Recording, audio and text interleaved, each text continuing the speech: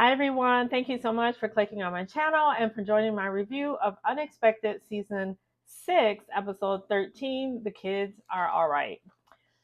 So this segment opens up with Lily and Lawrence on the couch, and Lily tells us that Lawrence finally apologized for freaking out about the bachelorette party.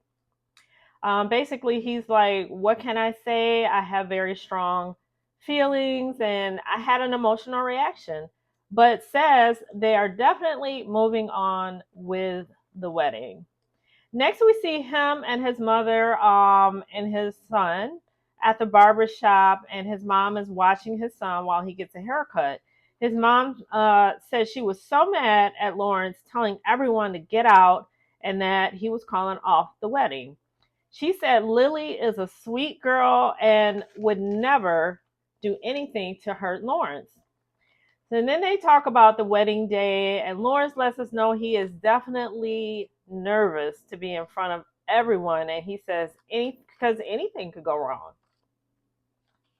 Next, we see Lily's daughter getting her hair done at the salon, and Lily is calling her mother to pick up thong underwear because she has gotten her period and doesn't want to ruin her dress. I thought that was TMI. I don't really even know why the network had to put that in there, but that's how they edit it. They thought we wanted to know that. So moving on, next we see Lawrence outside talking to his best man and the groomsmen. Now this is where they're at the venue, the wedding venue, and he's out back on the back side of the building talking to his groomsmen and best man. And then Lily is getting dressed, and everyone is just getting emotional, especially when it comes to putting the dress on. That's when everybody gets really emotional. Um, Next, it's time for the wedding party to begin walking down the aisle. And Lawrence, he's super nervous. And of course, he never smiles. I don't know if anybody else notices that, but he doesn't smile much. Um, Lily says, now Lily starts telling us like how she was feeling when she was coming, when the wedding started and she was kind of coming down the aisle to meet Lawrence. Lily says she's awkward because there's a lot of eyes on her and she has to keep her eyes locked on Lawrence. She felt like they were having like a staring contest or whatever. But she said it was beautiful. It turned out beautiful and exactly what she wanted her wedding day to be. Um, After that, the ceremony is over and now they can party and relax. Lily gets pretty tipsy, and I don't know if you noticed, but she starts rambling and just saying weird stuff. She started saying stuff like, she did say that she was married to a good man. That wasn't weird. What was weird was when she started rambling on about how she loves her kids and my kids are good and my kids are going home with my mother and they have a babysitter and so on and so forth. And I was like, congratulations. All right, next. And no, for those who wanted to see Lawrence smile, just a hint, you will see. I believe he might have been on the dance floor or he was being interviewed, but he has a really like real quick like hint of a smile, and that's about it. So for those who care, because I didn't, but I did notice it. So next we have Kaylee and Graham. So Kaylee and her mom are in the baby's room holding baby Easton. She then tells us it's been exhausting ever since she got home from the hospital. And then they decide to share a little bit of footage of how their nights have been going since they got home.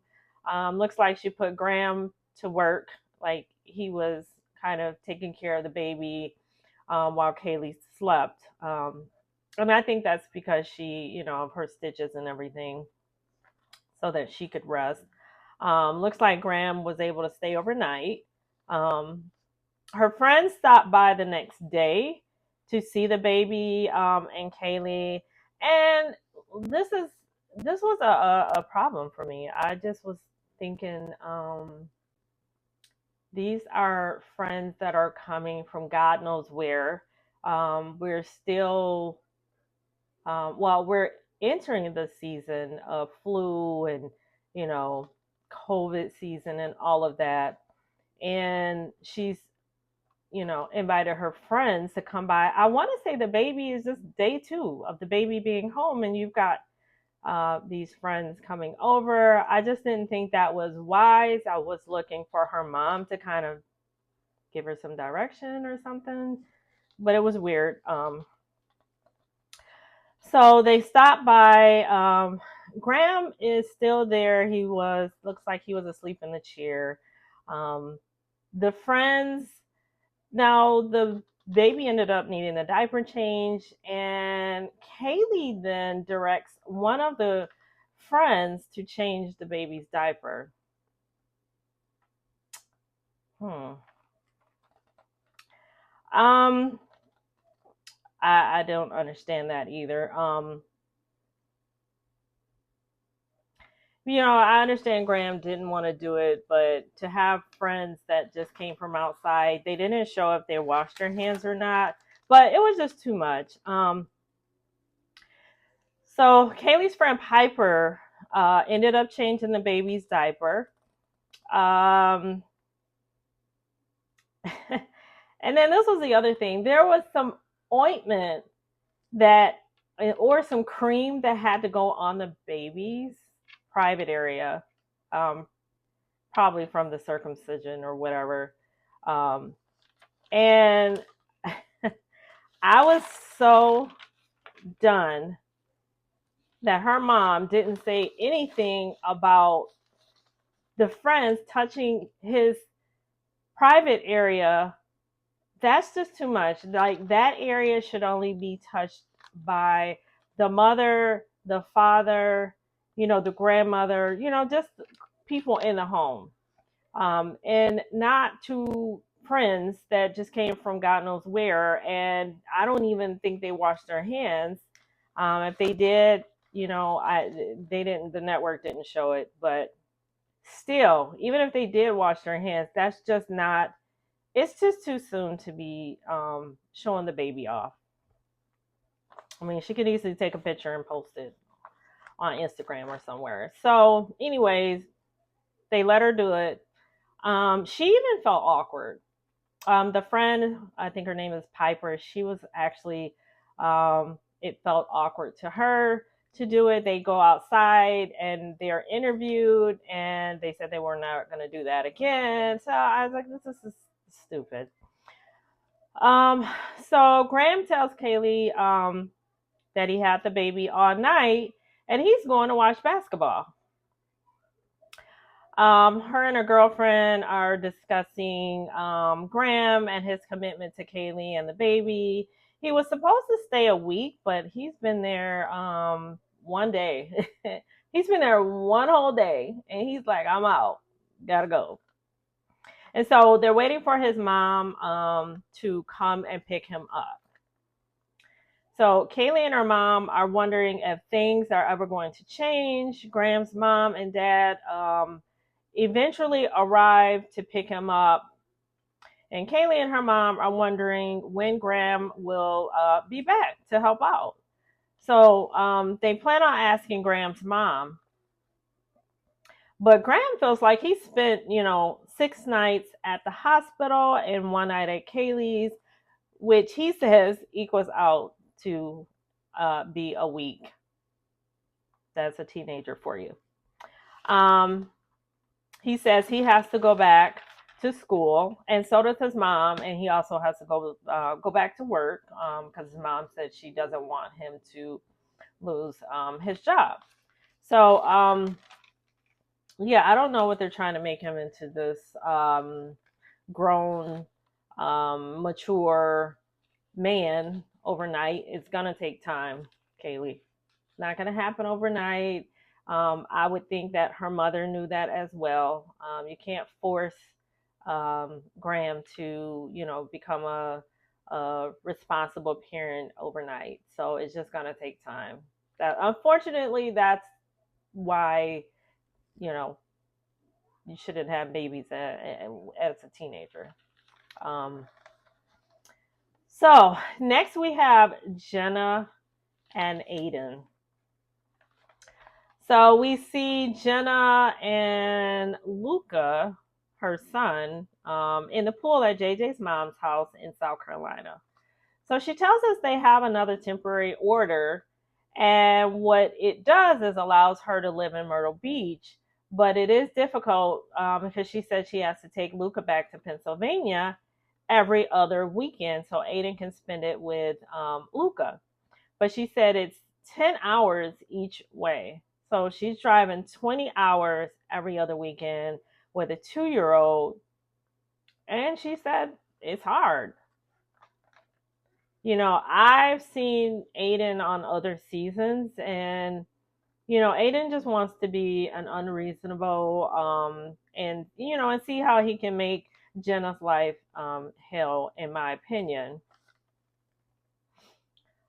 Her and Luca go inside and FaceTime her best friend, Delaney, I think it is, because she hadn't spoken to her in a month. So that was the last visit that I think it was Jenna's birthday.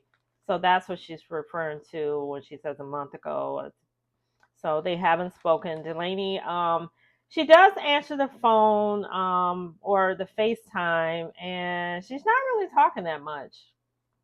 She appears to be annoyed with Jenna, kind of giving her the cold shoulder. Delaney suspects that, JJ had stopped her from spending time together. Jenna asks her what's wrong, and Delaney is like, "What do you mean, what's wrong?" Turns out that they haven't spoken, as I said, since the birthday party because JJ doesn't approve. So, in my opinion, Jenna already has like one priority, which is her son, Luca. And, now she's in a relationship with JJ, and he is like kind of now her second priority. So I really don't see where Delaney has much of a chance of getting much time with Jenna anytime soon, especially, with the court orders Aiden has with her. So later they talk. Well, they continue talking, and she tells Delaney that she's missed her period and she might be pregnant. Hmm. Um, Jenna acts like she wants to be pregnant, so I'm not really sure. She acts like she wants to be pregnant by him, so um, and she certainly didn't use anything. And yes, I know that sometimes you can use birth control and it still doesn't work, but I don't think she tried anything. All right, so Delaney, after hearing this news that Jenna might be pregnant, is annoyed that Jenna is even telling her this because she's just gonna going back and block her the next day. So it sounds like Delaney has been getting blocked by Jenna whenever Jenna probably doesn't want to talk about something um, that could be uncomfortable. She doesn't want to talk about it. So she blocked Delaney. So that's why Delaney is not really sure why she's even bothering to tell her about it. But now she really doesn't have any time because if Jenna's going to be having two kids and a boyfriend, yeah, I don't see much time going to Delaney. So Jenna waits for the results of the pregnancy test that she just took in her bathroom, and turns out that she is indeed pregnant. She, and like I said, I think it's over for Delaney and Jenna for a while. Jenna's plate is full, and Delaney already seems like she's over it. So next we see JJ return home. Jenna has a gift for him. Her way of telling him she's pregnant.